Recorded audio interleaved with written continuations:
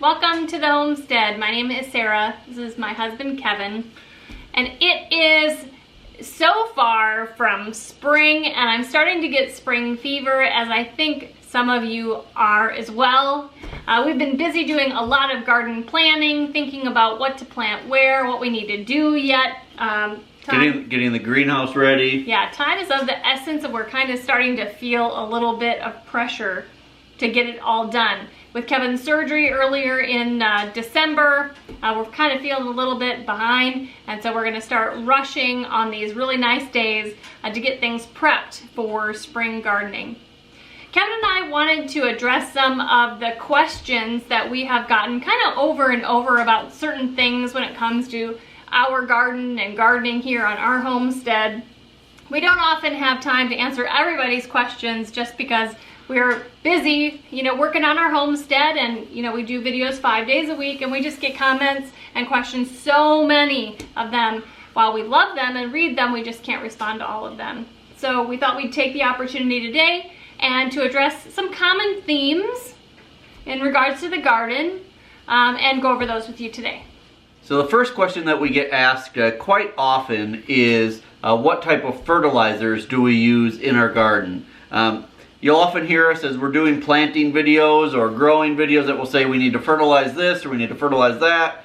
And sometimes people get confused. They think maybe we use chemical fertilizers in our garden, and we don't. We really use 3 types of fertilizers as a standard in our garden. We use rabbit manure, which is our main type of fertilizer. Which we produce on the homestead. Right, and we use that, bar none, we use that more than anything else.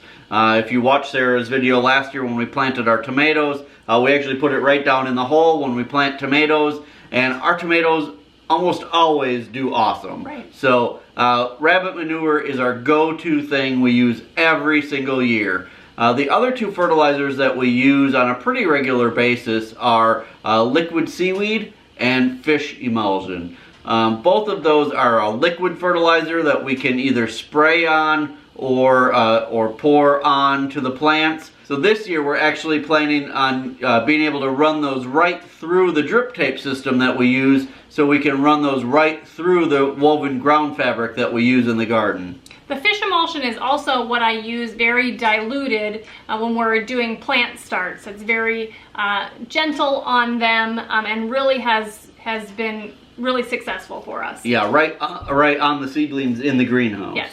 We get a lot of questions around the woven ground cover that we used in the garden last year. You could call it weed fabric, whatever. We decided to make that switch from Back to Eden garden, which lots of homesteaders do, to this woven ground cover because the Back to Eden gardening system just was not working for us. Surprisingly, after that video, lots of people reached out to us and said, the Back to Eden garden just wasn't working for us either. So we felt a little bit more at ease about the decision that we made to move away from it. So what we did was use this woven ground cover over the entire in-ground garden, not just the walkways. It actually worked amazing, but we get a lot of questions surrounding it. Like, what is it, how does it work, and that kind of thing. Right. So the ground cover that we use is actually a woven fabric made out of polypropylene, which is approved for organic gardening. We made sure that we're sticking with organic gardening principles when we do our garden.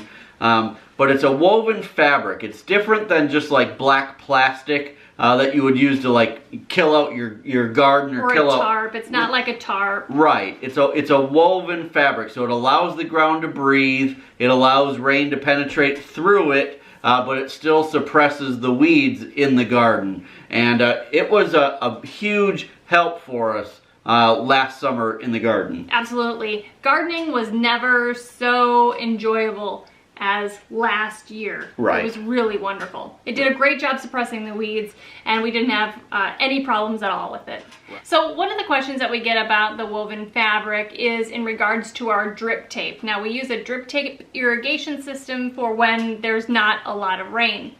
Now there are two ways you can run your drip tape with the woven ground cover. You can do it underneath your ground cover or on top of your ground cover. And either one is fine. There's not a good argument for or against either one. So we decided to put it on top of the ground cover because if there was a problem, we would know about it right away. We could fix it without having to tear everything up.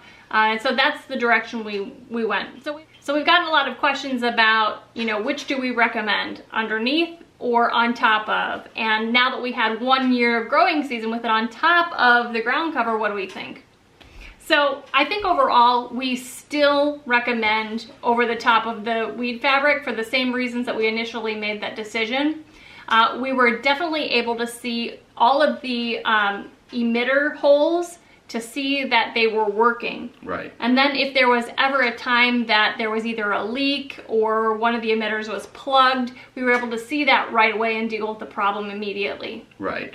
Yeah, here in Missouri, we don't get a lot of times that we need to use the irrigation system. We did get a few weeks this last summer where it was really dry, but we get quite a bit of rain. But it really did work well. In fact, I think the only problem we had with it is one time where I hit the end of one of the rows with a lawnmower, and then I had to fix the end of the row. But other than that, we really didn't have any problems. But like Sarah said, peace of mind knowing that basically what I do is when I turn the watering system on, I walk to the furthest end of it and make sure water's coming out all the way on the furthest end, and then, you know, I can check to make sure the whole thing is working. Right. So another question that we get asked quite often about the ground fabric and the irrigation system is whether or not we felt like the ground cover made the ground really hot.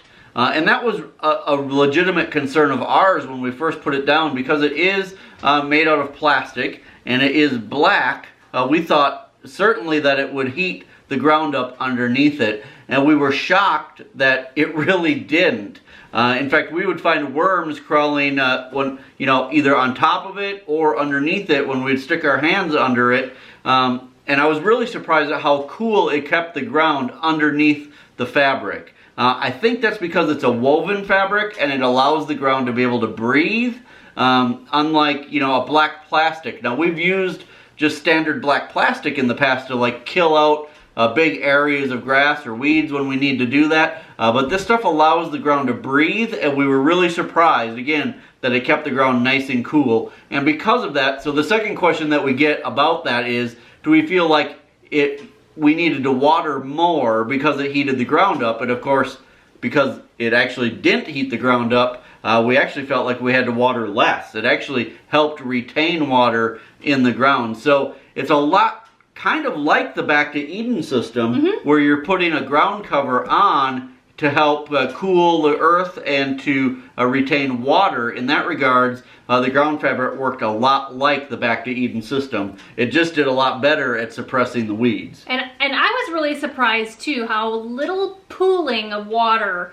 occurred when it rained. Right. And when we did any kind of watering, you know, other than the watering system, there really wasn't a lot of pooling. It did such a good job allowing the moisture to penetrate through the ground cover. I was very surprised about that. Yeah, and here in Missouri, sometimes we can get 3 inches of rain in, you know, an hour or two. I mean, it really comes down, and that fabric allowed the rain to go through very easily. Right. And the last question about the woven ground cover has to do with whether or not we have or will be taking it up for the winter. In some of our previous videos, we let you know that we would be taking that up off the garden over the winter. And we do plan to do that still. We haven't done it yet, and that's really because winter in Missouri just really got here. And we wanted to wait until the cold came so that we wouldn't be just providing an environment for weeds to continue growing or germinating. We still have green grass. We still have weeds and things actively growing around the homestead. And so now we're getting closer to the time that we'll be pulling that up for, you know, storing for the winter, I guess, although we won't be storing it for very long. No. And so we will be able to show you guys what it looks like under there, and we'll go from there. Right. Our plan is to still pull it up, till the garden, till in some rabbit manure and some amendments, and then put the fabric back down. We don't plan on leaving it up for long, for exactly the reason Sarah said. We don't want to give time for new weeds to get underneath the fabric. We're just going to pull it up, till, amend the soil, and put it back down. And by that time, honestly, here in Missouri, by the middle of March, we can start putting some of our colder weather plants in the ground. So enough about the ground fabric.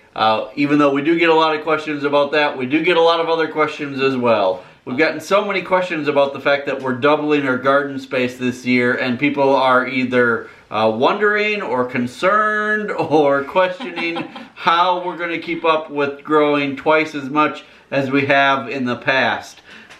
So we wanted to address that today. The real truth is we're not doubling. We are doubling the amount of garden space that we have, but we aren't going to double the amount of things that we grow.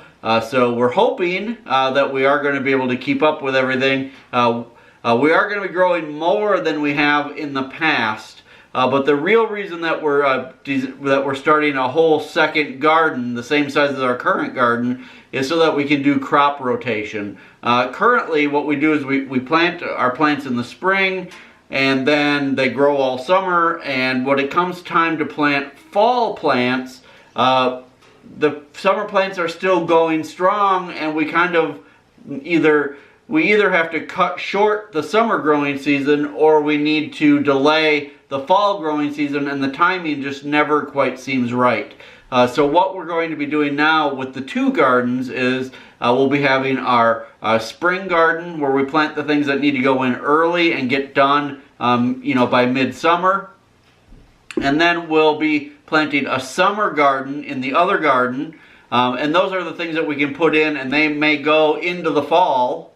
But then the spring garden will be done, and we can plant our fall crops in the spring garden. And then the following year we can reverse and do them in the opposite garden, so we aren't planting the same thing in the same spot every single year. Right. I hope that makes sense. I just kind of confused myself talking about it right now, but that is the thought behind doubling our garden space. Now, that being said, so even though we're not going to be doubling what we're growing, we are going to be growing some things that we've never grown before, and I'm super excited, and so we're going to tell you a few of those things. So you guys are going to see us grow things for the very first time. For better or for worse. Right, for better or worse. I mean, we're hoping everything is for the better. Yes. So I'm excited that we're going to start and try to grow 2 different kinds of new gourds. You guys know that we like to grow gourds. The loofah gourds, we did spoon gourds last year, which really weren't that great of a success. I probably won't ever do those again. And we've done the birdhouse gourds. Well, this year we're gonna do bottle gourds over a trellis, and we're gonna do big basket gourds out in the pasture. Right.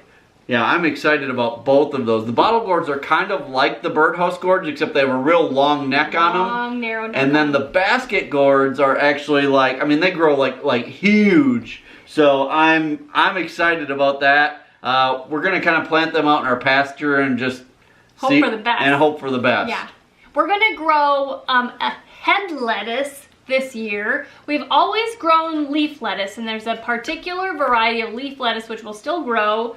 It's actually a mix from Baker Creek that we absolutely love called Rocky Top. But we're going to grow a head lettuce for the very first time. Right. We want to try it, and we also want to try selling it at the farmer's market. We're going to try edamame for the first time. We love edamame. Right. Yeah, one of my favorite Asian restaurants in Arizona before we moved, we would always get edamame as an appetizer, and I really love it, so I'm hoping that it will do well, and it's something we can freeze and eat over the winter. Right, and another thing is the red noodle beans. There was a gentleman, a subscriber from Wisconsin, who sent those seeds to us, and we're going to try those for the very first time. They get really long. You can eat them fresh. I don't think you can can them, but they're gorgeous. We're going to try those. To me, they seem like something that I will just stand out in the garden and probably waste a lot of time eating. You will. So thank you for sending them, because it's probably one of those things that's going to get me in trouble over the summer. It'll be like, like hours and hours.